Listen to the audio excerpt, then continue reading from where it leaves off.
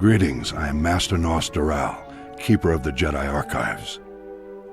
The Jedi Council requests I perform a daunting task to revise the Order's historical records in light of new revelations about the formation of the Sith Empire. Specifically, I am to trace the conflict between the Empire and the Republic, the Sith and the Jedi, to uncover the roots of the struggle which now plagues us. I've chosen to begin with the singular defining event of recent years, the unprecedented peace agreement between the Sith Empire and the Galactic Republic, the Treaty of Coruscant. 3 centuries after the death of Darth Malak and the end of the Jedi Civil War, the true Sith Empire returned from deep space, attacking the Republic. They began a war unlike any other in the galaxy's history. The Great Galactic War dragged on for decades. Thousands of Jedi and Sith were slain. Countless star systems were ravaged. Though he now controlled half the galaxy, the Sith Emperor grew impatient. He had expected his triumph to come quickly.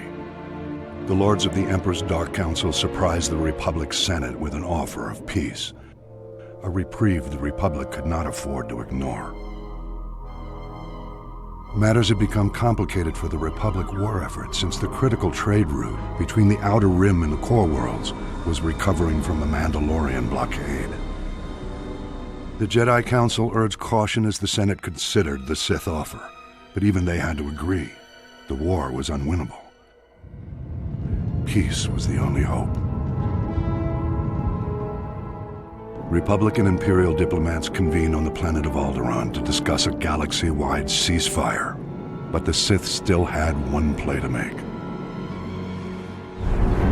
The Imperial fleet launched a surprise assault on the Republic capital of Coruscant, bombarding the planet from orbit and storming the city world's bottomless towers. With Coruscant's defenses incapacitated, the Imperials annihilated the Jedi Temple, captured the Senate Tower, and held the entire planet hostage. Back on Alderaan, Republic diplomats had no choice. Despite unfavorable terms, the Treaty of Coruscant was signed. Jedi and Republic troops began withdrawing from battlefields around the galaxy, leaving star systems to fend for themselves and to be quickly swallowed up by the Sith Empire. The Jedi returned to Coruscant to find their temple in ruins and irate senators blaming the Jedi for all the Republic's troubles. Though still committed to defending the Republic, the Jedi relocated to their ancient homeworld of Tython to rest, meditate, and seek guidance from the Force. Thus began the unprecedented stalemate, the Jedi reconnecting with their roots, the Republic nursing its wounds, the Sith consolidating their power, and a galaxy divided between darkness and light. In retrospect, this outcome was inevitable and would have come sooner, were it not for some of the Republic's less savory allies. I will elaborate on this theory soon.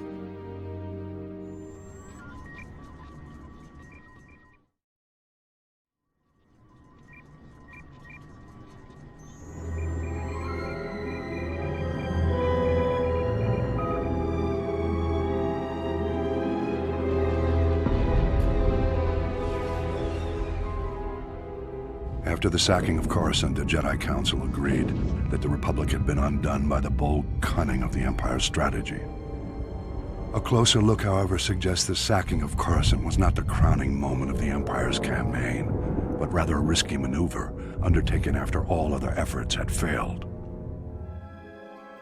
The Sith only considered turning to such measures after their efforts were undermined by an unlikely Republic ally, the criminal smuggling contingent that broke the Mandalorian blockade. The blockade choked the primary trade route for providing Republic military support to the Outer Rim and the main hyperlane for bringing raw goods from the colonies to the Core Worlds. Long-standing holdouts in the Outer Rim began folding to the Empire, and critical supplies vanished from the Core Worlds almost overnight. As starvation swept through the lower levels of Coruscant, riots broke out planet-wide. Talk in the Senate veered sharply toward complete surrender to the Sith Empire. It was at this critical hour that a Mirialan smuggler named Hilo Viz recognized an extraordinary business opportunity for her and her partners. With the Republic willing to pay any price for raw goods, Hilo's plan was simple: break the Mandalorian blockade. Loading massive freighters with all the goods the Outer Rim had to offer, Hilo and her fellow smugglers hauled their loads to within a parsec of the blockade and stopped still. Distracted by suspicious freighters, the Mandalorians never knew what hit them. A motley fleet of small starships dropped out of hyperspace and opened fire. A massive space battle ensued. The smugglers' light freighters ran rings around the Mandalorian cruisers. But even so, Hilo Viz and her band were outmatched. Fortunately, Republic Strategic Information Systems was tipped off and starfighters were scrambled from nearby systems. With their assistance, the Mandalorians were quickly overcome. The blockade broken, Hilo Viz brought freighters full of raw goods into Coruscant and walked away with more wealth than she had ever imagined. An elaborate medal ceremony was held in her honor, but Hilo never showed. She was long gone. Rumor has it Hilo Viz was killed a year later for double-crossing the Hutts. Regardless, through this unlikely hero's efforts, the Republic war effort gained a reprieve. At the time, many believed the Empire was behind the Mandalorian blockade. My research indicates a far more elaborate explanation. I will share that in my next report.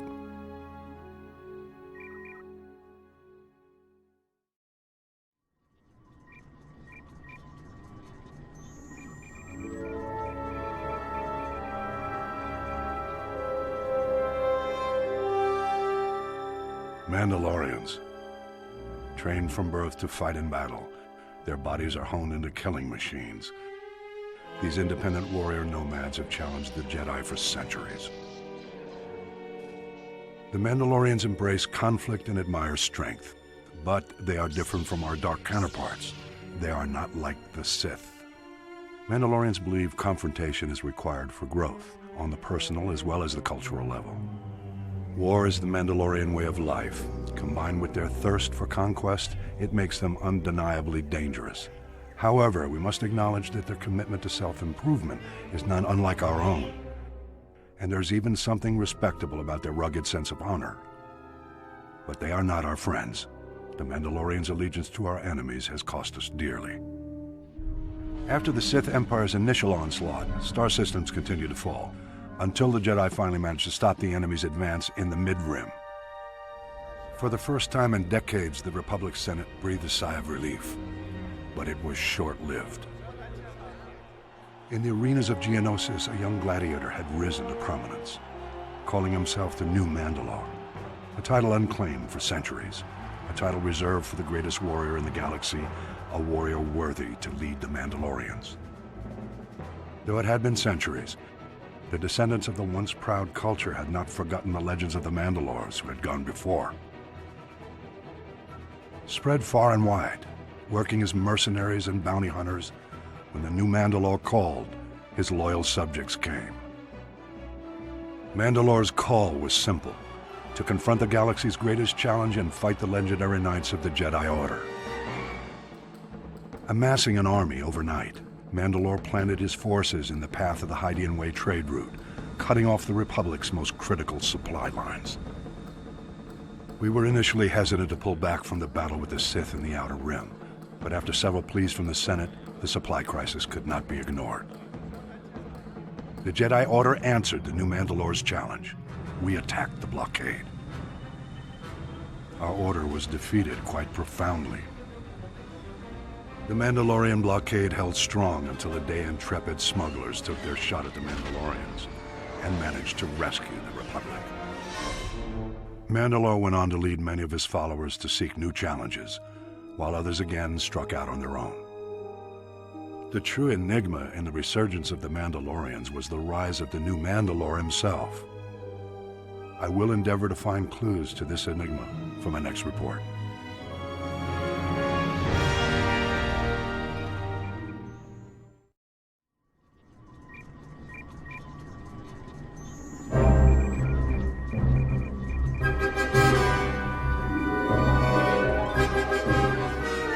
The arrival of Imperial allies in the Great War was a devastating blow from which the Republic never fully recovered.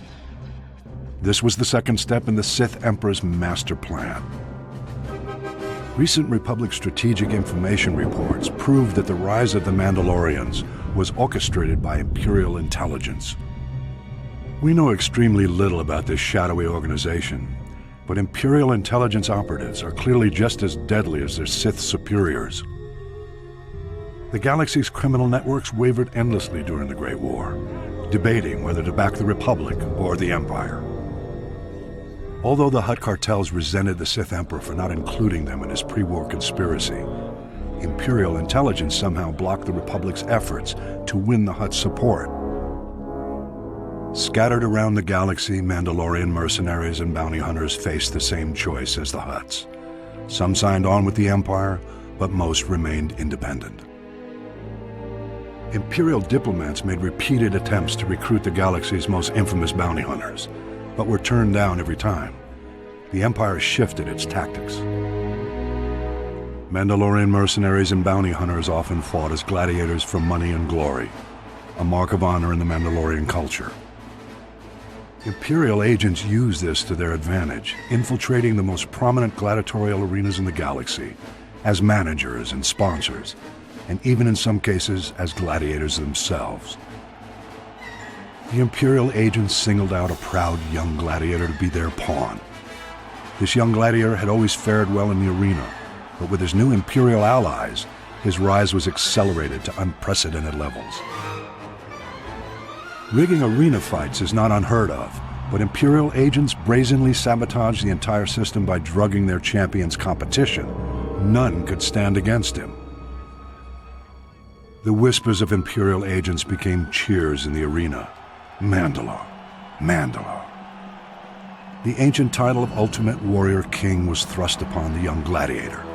His infamy grew, and when he called, the Mandalorians rallied to their new master. The new Mandalore secretly served masters of his own, however. Imperial agents pulled their puppet strings, and the Mandalorian army blockaded the Hydian Way and challenged the Jedi. Though the blockade was eventually broken, the stage was set for the sacking of Coruscant and the uneasy truce which now paralyzes the Republic. The Mandalorian-Sith alliance remains intact to this day. That could change if the original ruse was brought to light, but the Imperial intelligence covers its tracks too well. Mandalore was slain recently, and his killer, the new Mandalore, has taken his place. Whether or not he's another Imperial puppet remains to be seen, but we must watch him closely. Imperial agent success in bringing the Mandalorians into the war was the counterplay to the Republic's first string of victories, the subject of my next report.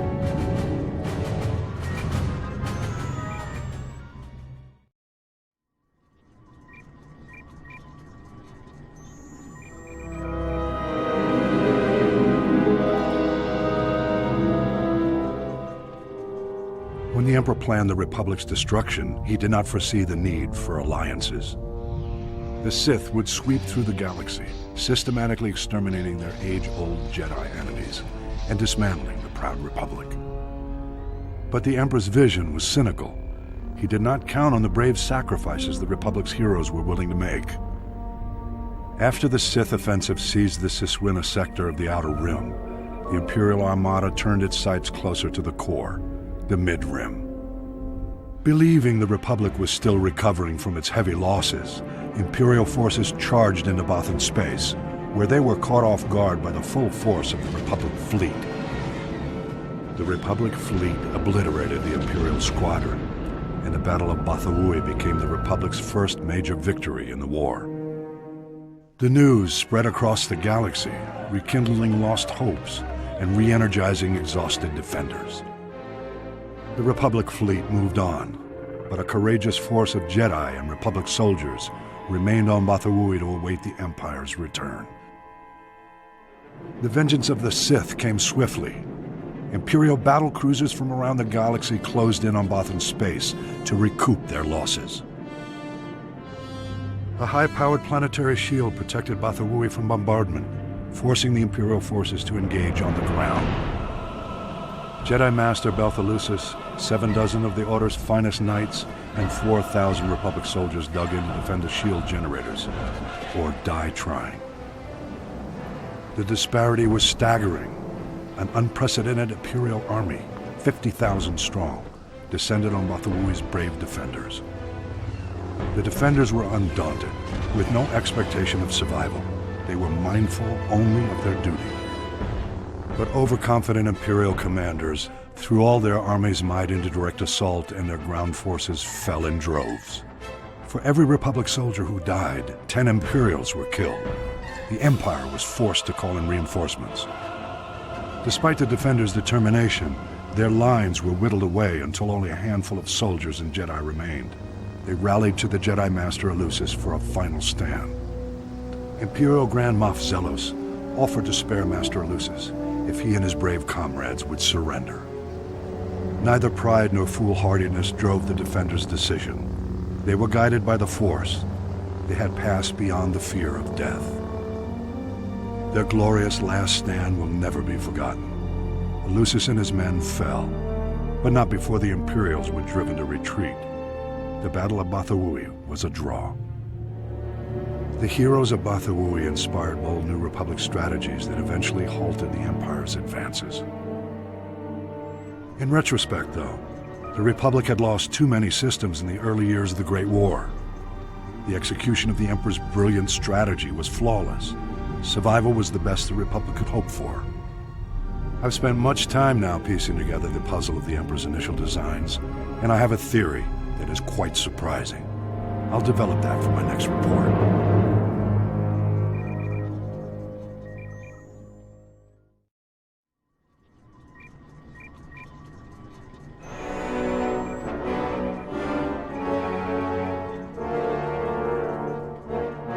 The onslaught of the Sith Empire was an event unlike any other in the history of the Republic. The Sith materialized from nowhere and launched an offensive of colossal proportions. Horrifying reports from the Outer Rim seemed to portend the utter destruction of the Republic. The rapid onset of galaxy-wide terror and panic was part of the Sith Emperor's meticulous calculations. His plan was flawless. Sith battlecruisers first appeared on the fringes of the Tingle Arm. Unaware of the ship's origins, we dispatched a diplomatic convoy with a small starfighter escort. The Emperor wanted us to witness the full might of his forces before he attacked. The diplomats had just enough time to transmit images back. Then they were annihilated. Immediately thereafter, the Sith began a full assault on the Republic allies in the Aparo sector, which fell before the Republic fleet even arrived. Then our allies turned on us. The Sith had secretly established puppet governments on Belkanon, Serpenau, and Ruria. The Republic fleet suddenly found itself in enemy territory, fighting desperately on all sides. The Republic rallied every available ship to support the fleet, leaving only a handful of Jedi security ships to patrol Korriban. Regrettably, Korriban fell back into the enemy's hands without the Jedi Council even knowing about it. Overwhelmed and desperate, the Republic fleet scattered, fleeing from the Tingle Arm to avoid complete annihilation. Elsewhere in the Outer Rim, the Sith staged more targeted strikes, destroying our shipyards in the Sluy sector, blockading the Rimma trade route, and seizing control of the rich resources of the Minos cluster. Confused and in complete disarray, Republic forces were unable to respond. Republic leaders and members of the Jedi Council arranged an emergency meeting in the Senate to prioritize the galaxy's defense. But the session quickly became mired in politics. Irate senators stormed out in protest over decisions which left their representative sectors exposed to attack. Many of the Republic's diplomatic allies refused military support for the greater cause. It was every system for itself. This was perhaps the greatest genius of the Emperor's plot. He had turned the Republic against itself. While the Republic played politics, the Emperor used the time to reconfigure his forces for the long push into the Galactic core. All might have been lost in those early years had individual Jedi Masters and Republic military leaders waited for the Senate's orders. By taking matters into their own hands, they managed to slow the Empire's advances. The attack of the Sith Empire was the most well-orchestrated and carefully coordinated military maneuver in the galaxy's history. Indications suggest the operation took centuries of planning and preparation. I'll elaborate in my next report.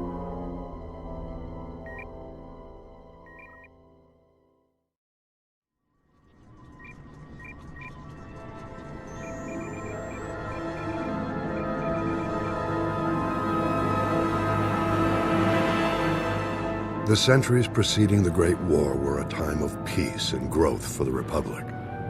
Dozens of new star systems joined the Galactic Senate.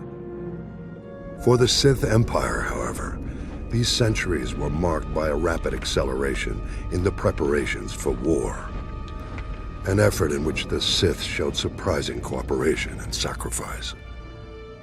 I have long suspected that during this extended period, the Sith spent generations infiltrating Republic political circles, and even the Jedi Order. Reviewing historical records, I have uncovered strong evidence of one such case. Izen Gint was a fourth-generation Jedi, widely considered to be the most promising Padawan in the Order. Having a similar heritage, the venerated Jedi scholar Master Baral Over took Gint as his apprentice. Together, Over and Gint traveled the galaxy, studying the mysteries of the Force.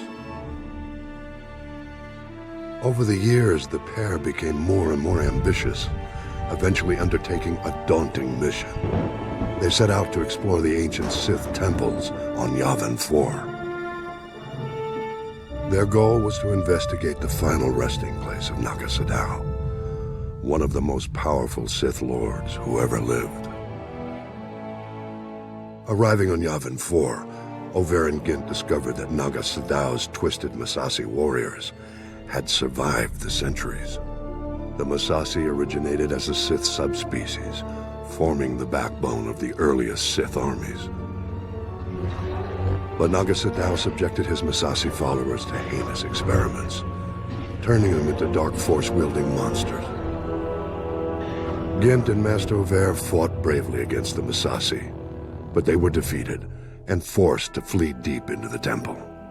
There they encountered the dark energies still lingering in Naga Sadow's tomb.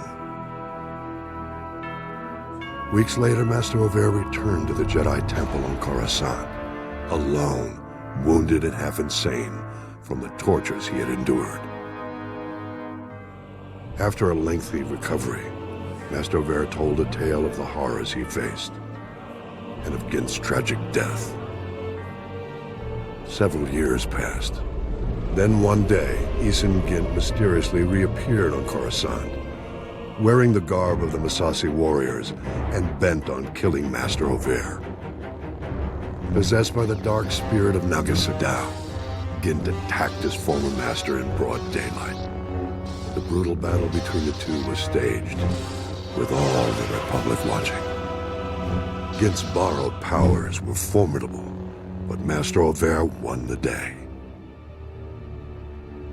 Over's triumph over darkness was celebrated, and the Jedi Council assumed that all was well. The question no one asked was this: why would Naga Sadow's spirit seek vengeance, specifically against Master Over? The answer has become clear after a closer look at Over's Jedi heritage. His father and grandfather also went out of their way to visit the tombs of the ancient Sith Lords. They were a family of Sith infiltrators. Over's mission on Yavin 4 was not for the Jedi. It was on behalf of his true master, the Dark Emperor of the Sith. The Emperor knew the spirits of the ancient Sith Lords could be a threat to his power when he returned to the known galaxy a century later. Over's trip to Yavin 4 was a preemptive strike. To seal Naga Sadow's tomb and ensure the Emperor's only enemies when he returned would be the Jedi and the Republic. How unfortunate that we've only learned the terrible truth about Master Over more than a century too late. Of course, this revelation only raises further questions. What other acts of dark subterfuge were Auvert and his family involved in? This will be the starting point of my next report.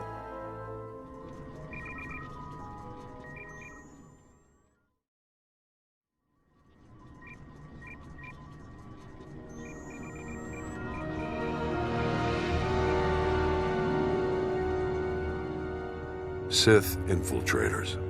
We are now certain that the Sith Empire began laying the groundwork for its return as far back as the Jedi Civil War. In fact, it's clear that the origins of the Jedi Civil War itself were not as simple as we once believed. The Sith Emperor's first representatives to return to Republic space are well-known names: Darth Revan and Darth Malak. Revan is remembered now as a legend, a great hero of the Jedi Order.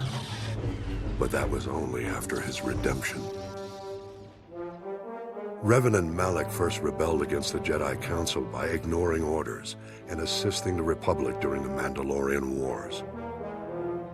Revan's success in defeating the Mandalorians caused the Council to question its orders, but none realized how far Revan had already fallen.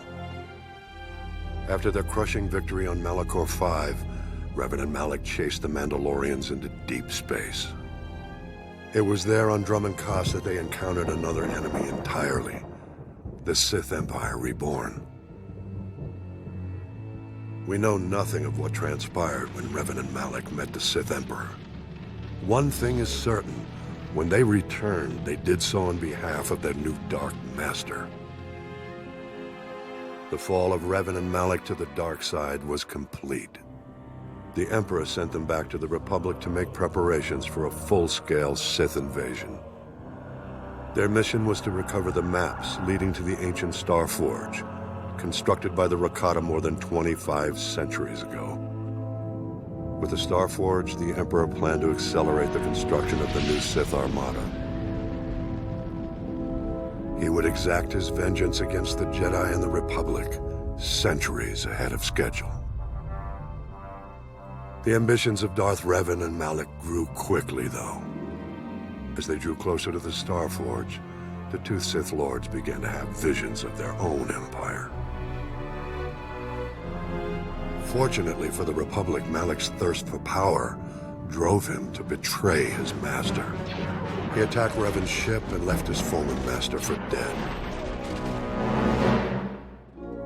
The Jedi found Revan wounded and unconscious. After much debate, the Council made a controversial decision: to erase Revan's memory and retrain him as a Jedi. Working with Jedi Master Bastila Shan, Revan recovered his strength. He then rescued the Republic and defeated his former apprentice.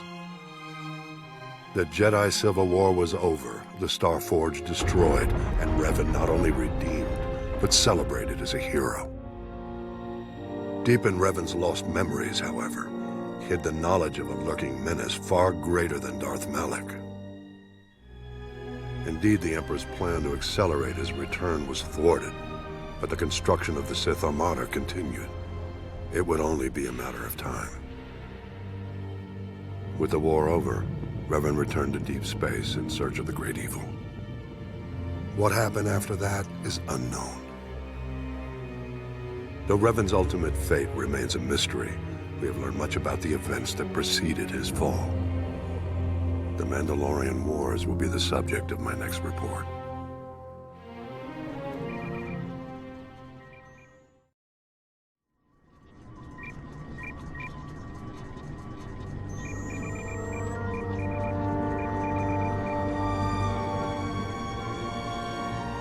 Revan and Malak did not fall to the dark side in a single moment. They turned after years spent in war and in defiance of the Jedi Council. Revan and Malak's descent into darkness actually began with compassion. The compassion that compelled them to enter the Mandalorian Wars. Of all wars in Republic history, the war with the Mandalorians was the bloodiest, due in large part to the Mandalorians' ambitious leader. Mandalore the Ultimate sought to create the most powerful army in the galaxy. To achieve this, he had to defeat the Republic and its Jedi protectors. Calling together the Mandalorian clans and recruiting new warriors as Neo-Crusaders, Mandalore began conquering unaligned worlds in the Outer Rim. The Mandalorians fought Republic allies on many fronts, but the Republic military wasn't fully mobilized until Taris was threatened. In the first series of battles, the Republic proved victorious. Several heroes emerged, including the dedicated soldier and talented pilot, Lieutenant Carth Onasi. But Onasi and the rest of the Republic's defenders hadn't faced the true challenge.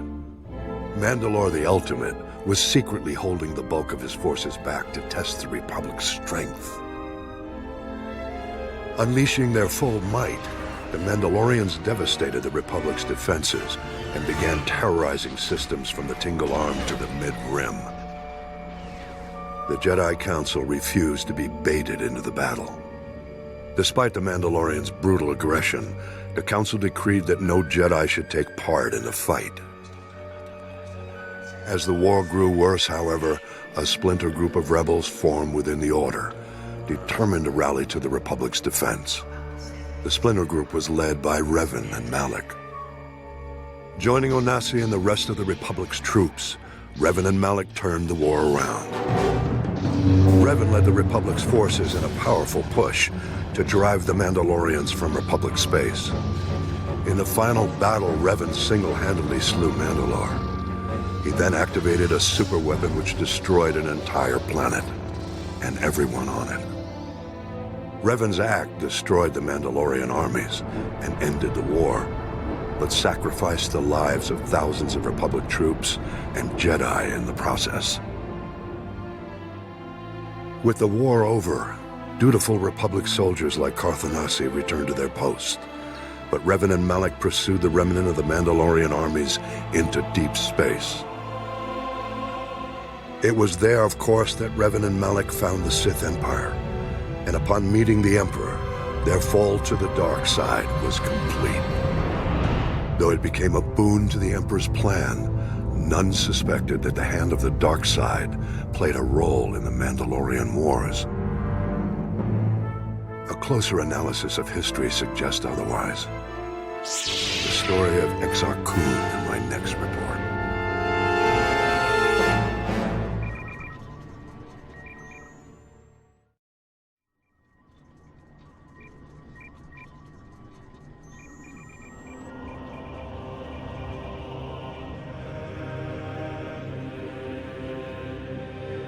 The infamous Sith Lord Exar Kun had no relations with the true Sith Empire, but his fall to the dark side set the stage for the Mandalorian Wars and the eventual fall of Revan and Malak. As a young Jedi Knight, Exar Kun exhibited a strong connection to the Force. Through long practice, he achieved unparalleled prowess in lightsaber combat. Seeking to expand his knowledge as well, the young Jedi delved deeper into his studies of the Force and ignored his master's cautions, believing himself to be immune to the draw of the dark side. The Jedi Council grew concerned, observing that Exar Kun's thirst for knowledge was starting to resemble a thirst for power. But he was already beyond their reach.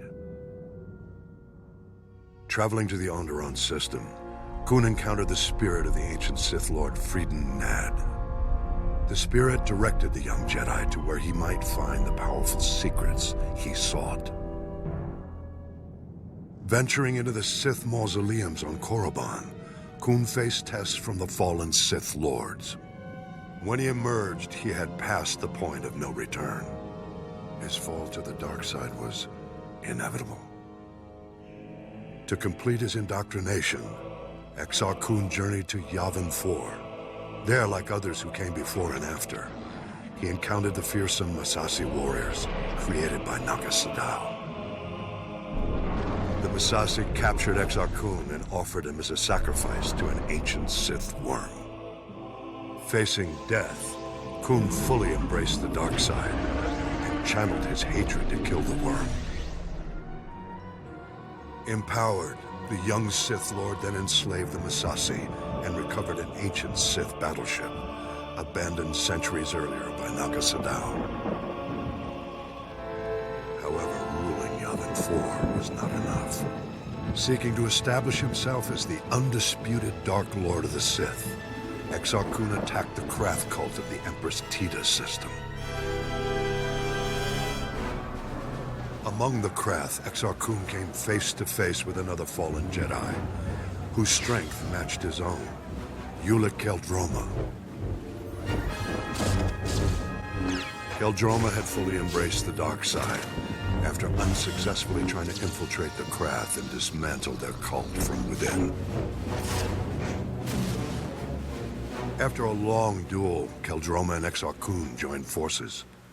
Exar Kun is the undisputed Dark Lord of the Sith, Qel-Droma as his apprentice. Their armies, Krath and Massassi, combined to form the infamous Brotherhood of the Sith. The Brotherhood then waged a ruthless war against the Republic and the Jedi. After winning several battles, the Sith attacked the Jedi library on Ossus. There, Qel-Droma struck down his own brother. Ossus was destroyed in the battle. The Sith were victorious, but their triumph was short-lived. Remorseful for killing his brother, Qel-Droma abandoned the dark side and betrayed Exar Kun. The Republic drove Kun back to Yavin 4,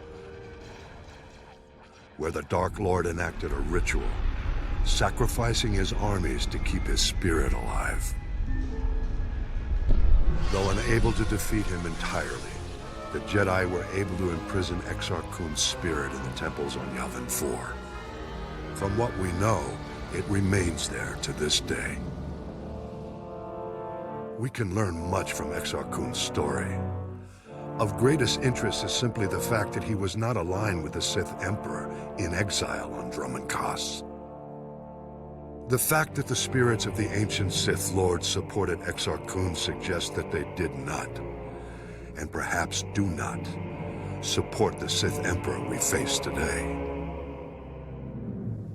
We have very little information about the Emperor or his efforts to rebuild his empire in exile. I will review the details we do have in my next report.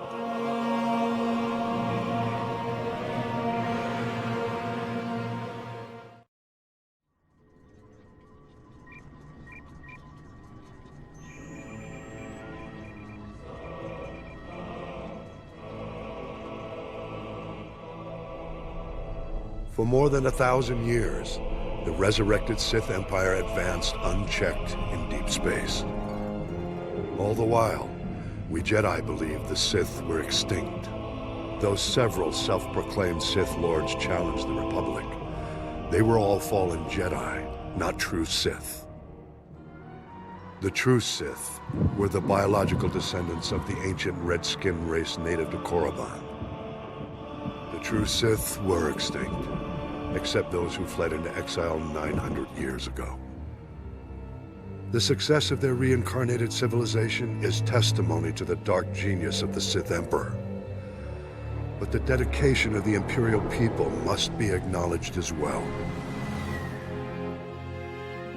In our brief glimpses into the Empire's secret history, one name stands out: Grand Moff Odile Viken, the founder of the modern Imperial military.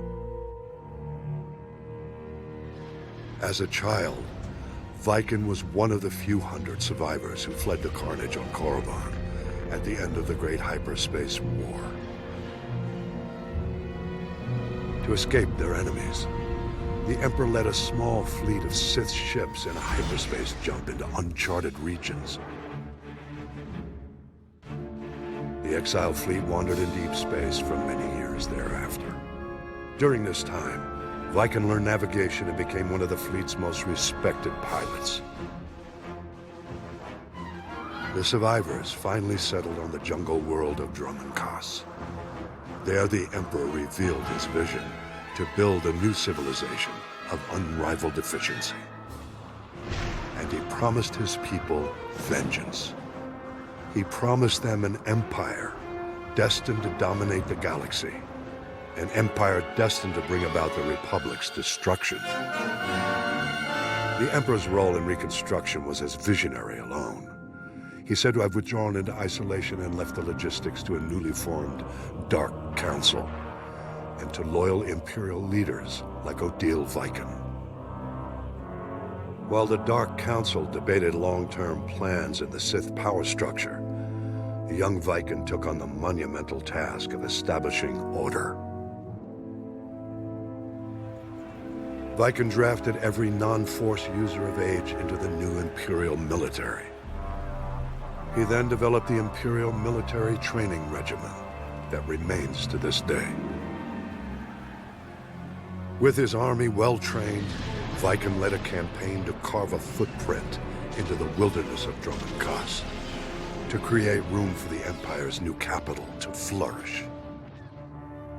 Records suggest that during the campaign, he personally slew a rabid Tyrantatek on the site where the Imperial Citadel stands today. After establishing the Empire's dominion on Dromund Kaas, Viken turned his attention to constructing a new Imperial Navy. Dividing his troops between engineering, mining, and manufacturing, he laid the groundwork for an ambitious plan: the creation of the Imperial Armada. By his own estimates, the task would take centuries. Viken knew he would never see even a fraction of his plan's success.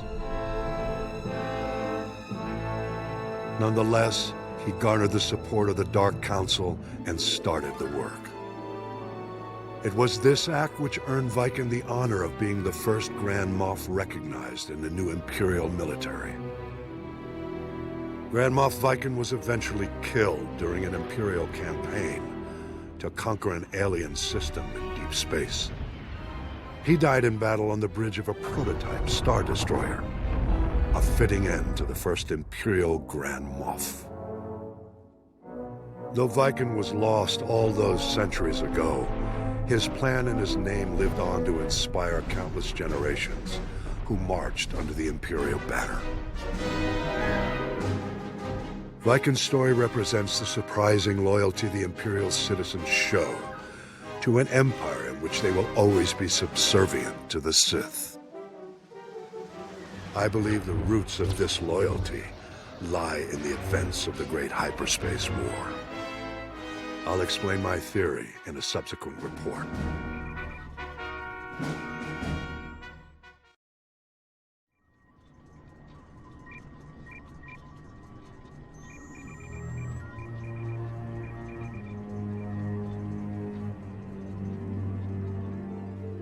Among past threats to the Republic, the Great Hyperspace War stands above all other wars in galactic history.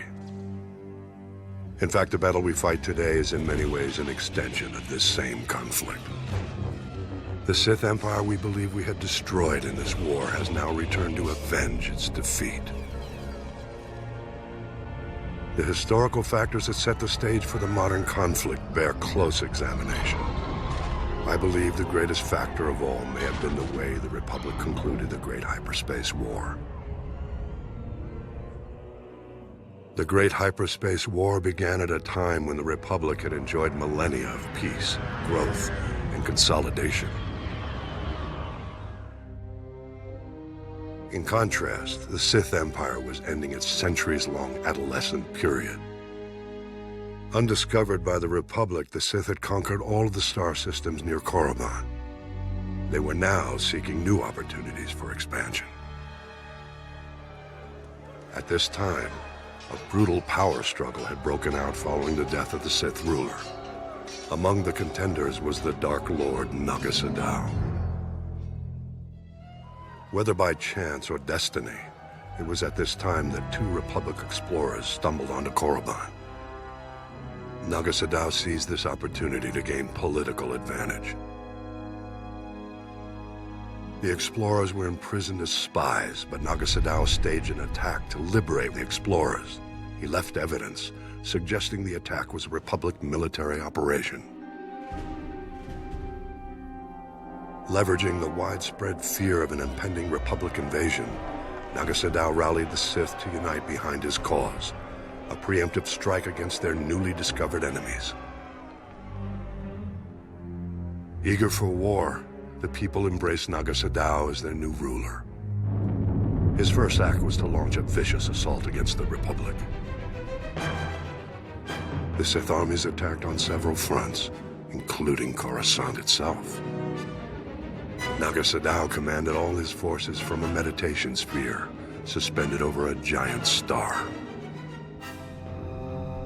The initial onslaught overwhelmed the Republic's unprepared defenses. The Sith Empire's victory was almost assured, but as happened so often, the dark side turned upon itself. Naga Sadow was betrayed by his apprentice. Though the apprentice was defeated, the attack did succeed in breaking Naga Sadow's battle meditation. The tide of the war turned. The Sith were lost without their leader's direction, and the Republic forces soon chased the invaders back to the very doorstep of Naga Sadow's meditation sphere. Recognizing his imminent defeat, the Sith Lord abandoned his forces and started a chain of events to destroy the nearby star and everything in its vicinity. Naga Sadow fled back to Korriban, only to discover renewed opposition to his rule. Civil war broke out, whittling away what was left of the Sith Empire's already weakened armies. Naga Sadow defeated the upstarts, but the Sith were defenseless when the Republic fleet attacked shortly thereafter. As the Republic fleet wiped up what remained of the Sith military, Naga Sadow fled again, this time into permanent exile on Yavin 4. It was at this moment the Republic made what might now be considered a mistake. The Sith no longer posed a threat to the Republic, but the Supreme Chancellor was unsatisfied. Jedi and Republic forces were sent to Korriban and other Sith planets to ensure no remnants of the Sith Empire remained. It was this action which drove the surviving Sith to flee into deep space, with the new Dark Lord who rose to take Naga Sadow's place. The same Dark Lord they continue to call Emperor to this day. I believe this was why he led his people to rebuild their civilization on Drummond Kaz. And this was why they returned 13 centuries later to get revenge against the Republic. One must wonder how things might have been if the Republic had handled the end of the Great Hyperspace War differently. We mustn't forget, though, the conflict at the heart of the Great Hyperspace War and the war we fight today began even before the Sith Empire rose to power. I'll elaborate in the next holo record.